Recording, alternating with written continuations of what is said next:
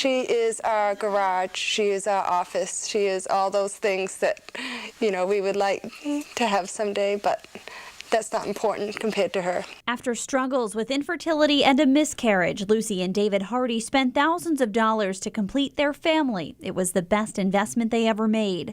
We were there in 1996 after they embarked on a journey to Russia to adopt an 18-month-old girl they would name Kara. But she wasn't the first. We were all lined up with a little 18-month-old child from the Ukraine.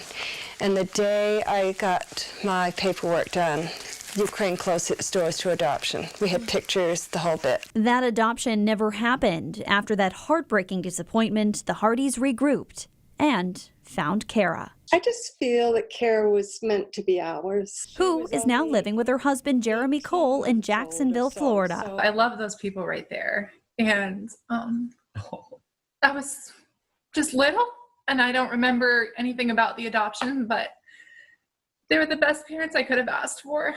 Today, it's not so much politics that's getting in the way of international adoptions, but a pandemic. Borders are closed. Travel is restricted. There's a section on the U.S. State Department's website specifically for people wanting to adopt kids from overseas.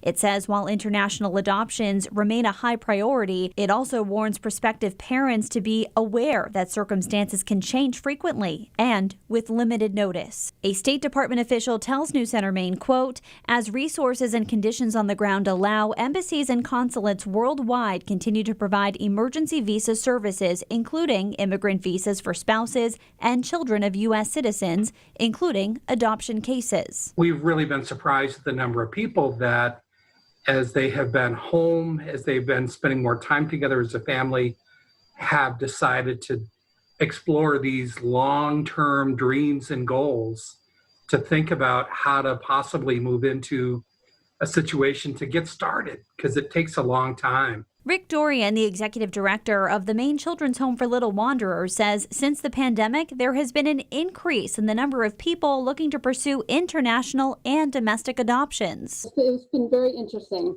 At first, there was this standstill. Molly Reynolds is the executive director of Full Circle Adoptions, which serves people in Maine and Massachusetts.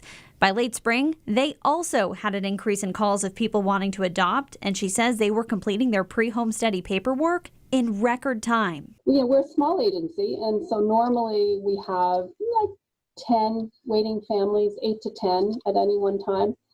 And by the end of that, like the end of the spring, early summer, we had like 16, 17 waiting families. Luckily, we had everything in place. As for the Hardys, they've never regretted traveling halfway around the world to find Kara.